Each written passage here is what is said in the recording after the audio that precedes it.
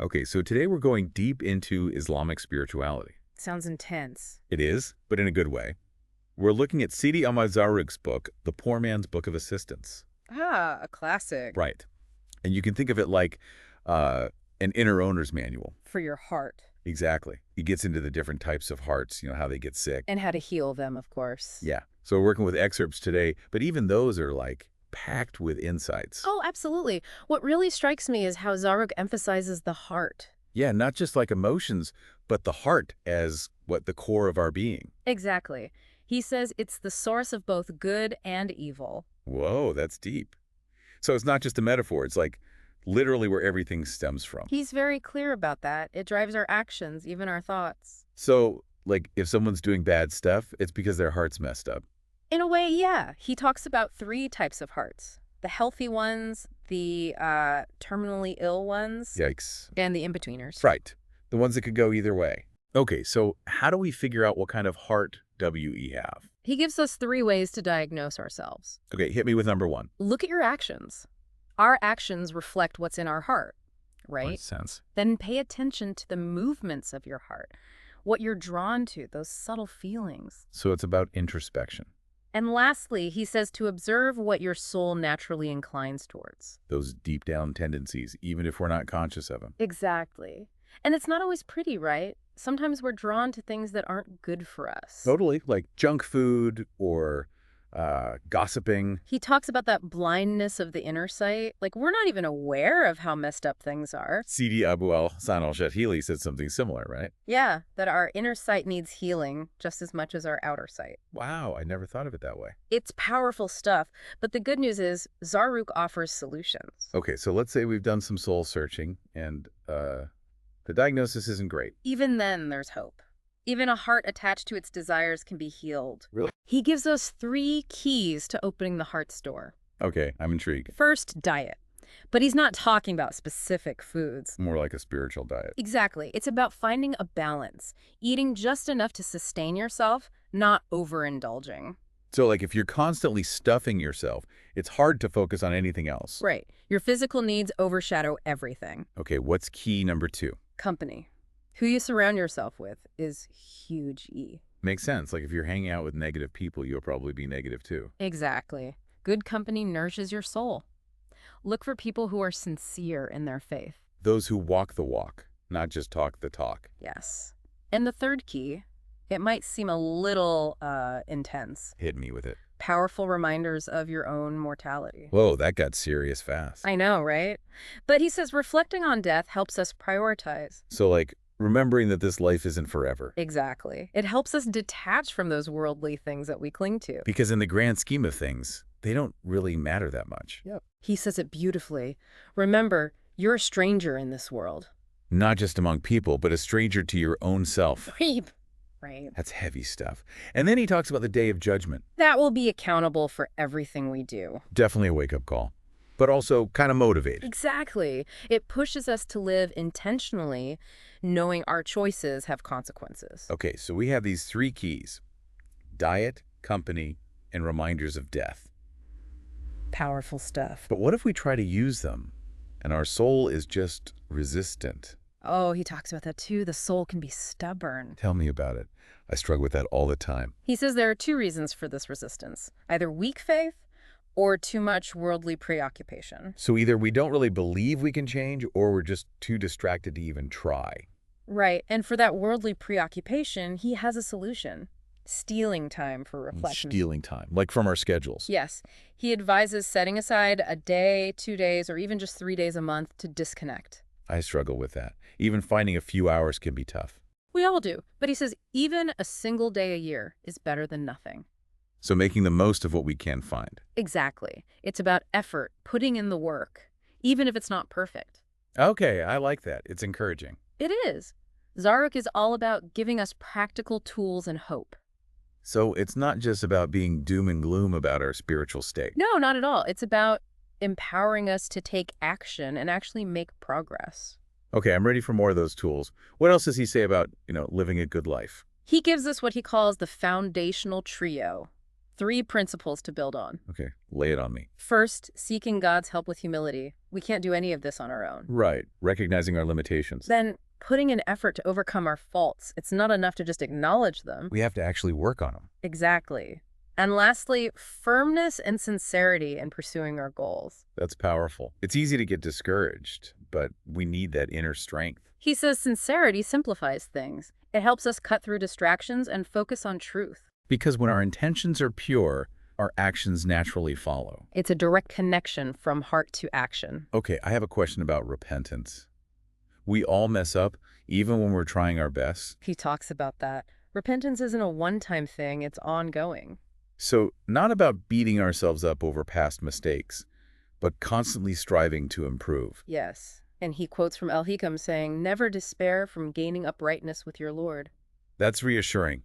No matter how many times we fall, God's mercy is always there. Exactly. It's about picking ourselves up and getting back on track. Okay, we've covered the heart, the keys to healing it, and this ongoing repentance. It's a lot, but Zaru gives us even more. He lays out 3 stations for reaching our spiritual goals. Like a map for our journey. Yes. First, taqwa, which is often translated as God-fearingness. So, developing a deep awareness of God. Right. Then, istiqama, meaning uprightness. It's about embodying virtue in our daily lives. Okay, and the third station? Kash al-Ma'arif, unveilings of knowledge, a more advanced stage of spiritual insight. Wow, sounds deep. So these 3 stations, they're kind of like the big picture framework of the book. Exactly. And he spends a lot of time explaining that first station, God-fearingness, breaking it down into 3 components. Okay, I'm ready to break it down.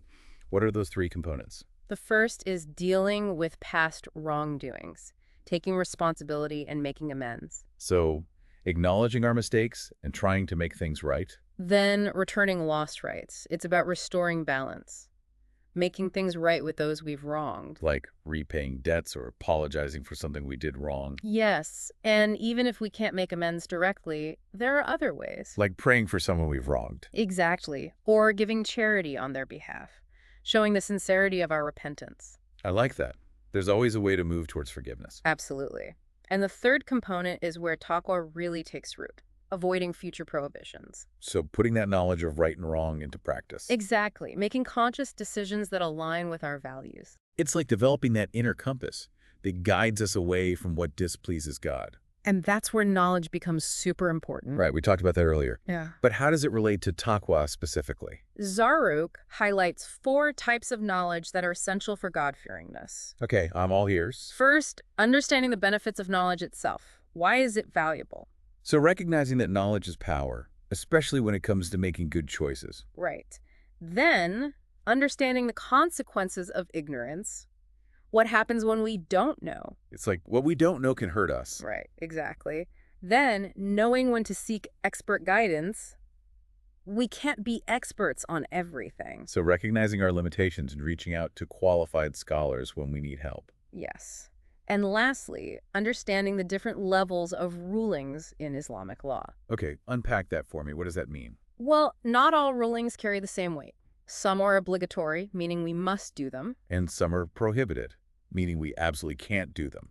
Exactly. Then there are things that are recommended or disliked, but not strictly obligatory or prohibited. So it's like a spectrum of guidance. Some things are more important than others. And understanding this helps us prioritize our actions. It's like having a map with different types of roads and knowing which ones to take. That's a great analogy. It's about understanding those nuances and applying them to our lives. Okay, I see how all these types of knowledge work together to help us develop taqwa. It's about building a strong foundation based on knowledge, awareness, and guidance. Okay, I'm ready to dive into those other 2 stations, Istiqamah and Kash al-Marif. Let's do it. But first, a quick break. We'll be right back to continue exploring Zaruk's teachings. All right, so we left off talking about those 3 stations of spiritual growth that Zaruk lays out. Yeah, those were God-fearingness, uprightness, and Kash al-Marif. right, those unveilings of knowledge. And we spent a good chunk of time on that first one, taqwa. It's really the foundation, Makes sense. Yeah. So where do we go from there? Well, from that solid base of taqwa, Zurich says that istiqamah starts to naturally emerge. That's uprightness, right? Yeah, it's like our actions start lining up with what's in our hearts. We're walking the walk, not just talking the talk. Exactly. It's about living our faith in every aspect of our lives, not just during prayer or whatever. So how do we actually do that? Like, how do we cultivate this istiqamah?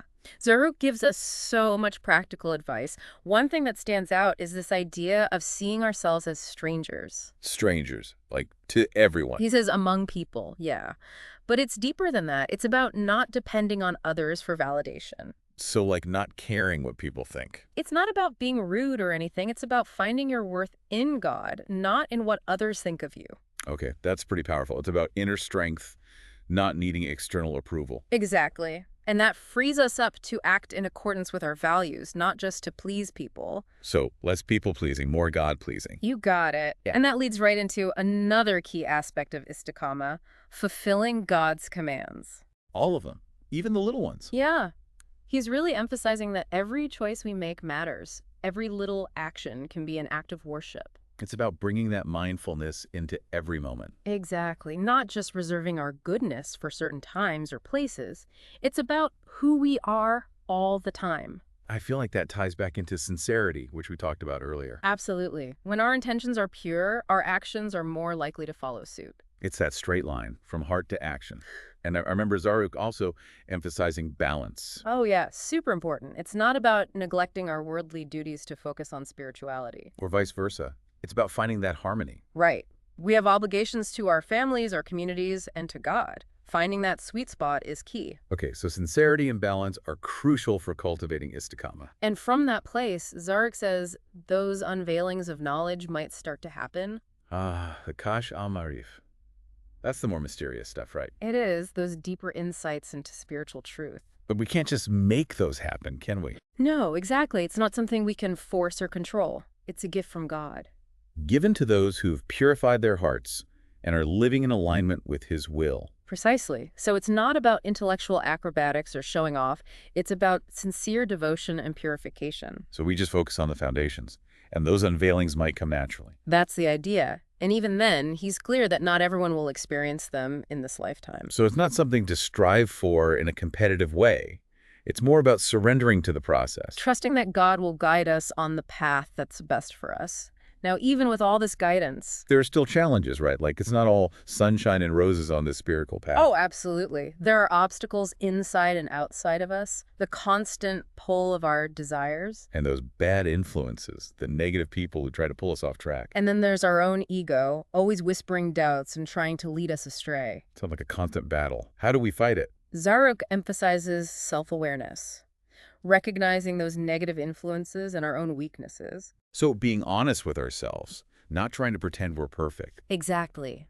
And when we do slip up, he reminds us to seek refuge in God. To turn to Him for help and guidance. And of course, having good company is huge.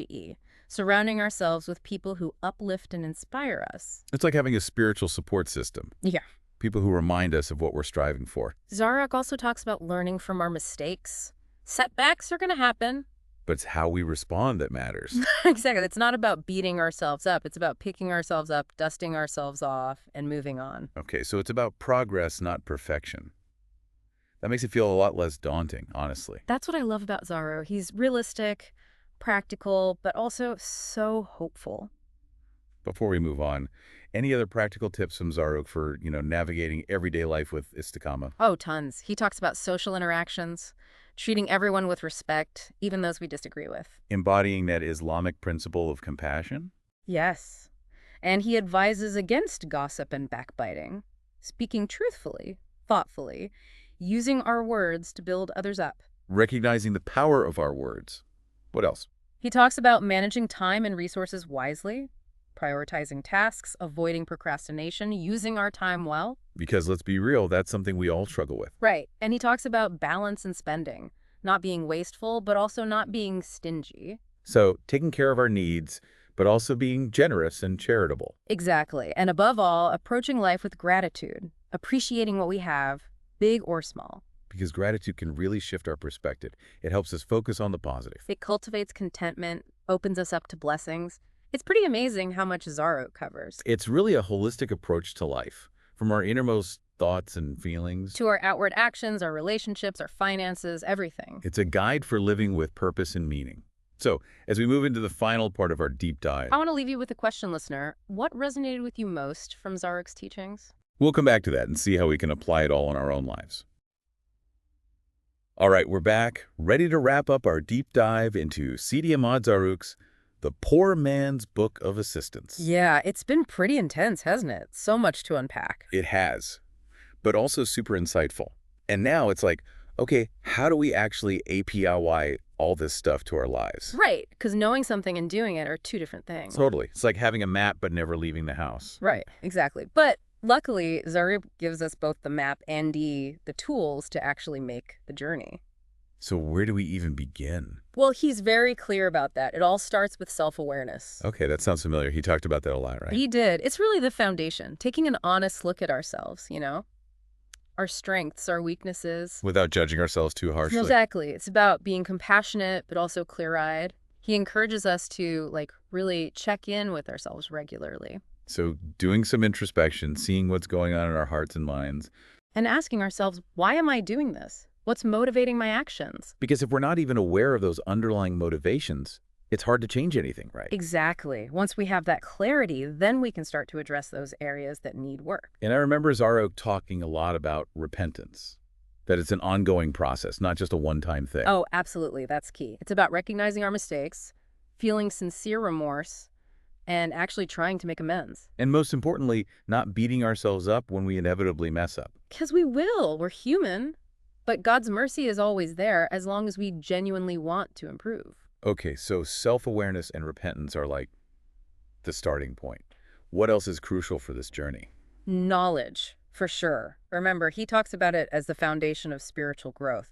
It guides us. But it's not just about memorizing random facts, right? It's about understanding and applying what we learn. Exactly. And seeking knowledge from reliable sources, teachers who truly understand Islam. So not just like Googling stuff or taking advice from random people online. Right. We need to be discerning, find those who've dedicated their lives to embodying these teachings. It's like finding a trustworthy guide to lead us through unfamiliar territory. What about company? I remember Zaruk emphasizing that too. Oh yeah, huge GE. The people we spend time with, they influence us so much whether we realize it or not. Like if you're surrounded by negativity, it's hard to stay positive. Exactly. So Zaruk says, find those who uplift you, inspire you, who challenge you to grow in a good way. Those friends who remind us of what we're striving for, a good support system. Exactly. And on the flip side, be careful of those who bring you down or tempt you to stray from your path. Okay, so we've got self-awareness, repentance, knowledge, good company. It's a lot to juggle. It is, but that's where patience and perseverance come in. Right, this isn't a quick fix. It's a lifelong journey. Exactly. And Zaruk reminds us it's a marathon, not a sprint. There will be challenges, setbacks. Moments where we feel like giving up. Oh, for sure. But it's about those small, consistent steps in the right direction. Keep moving forward, even when it's tough. And remembering that God's always there to help us. Exactly. His support is always available if we ask for it. And that's really the heart of Zaruk's message, isn't it? Yeah. What is it? Like, what's the takeaway? Hope. Possibility. That we can change, we can grow, we can become the best versions of ourselves. And it's not about being perfect. Really. It's about that constant striving, that turning back to God again and again. It's a journey of transformation, not a destination. Beautifully put. And that journey continues until our very last breath. So it never really ends. We're always evolving, refining, going deeper. I think that's a beautiful thing, that there's always room for growth, for closeness to God. This has been such an inspiring deep dive. I feel motivated to take all this and actually put it into practice. Me too. So, listener, as we wrap up, I want to leave you with a question. What resonated with you most from Zaruk's teachings? And what small step can you take today to embody those teachings? No matter how small, just start somewhere. Because even those tiny steps, taken with sincerity and intention, can make a big difference. And over time, those small steps add up to a remarkable journey of transformation. Thanks for joining us on this exploration of Islamic spirituality. Until next time, may your path be filled with light and guidance.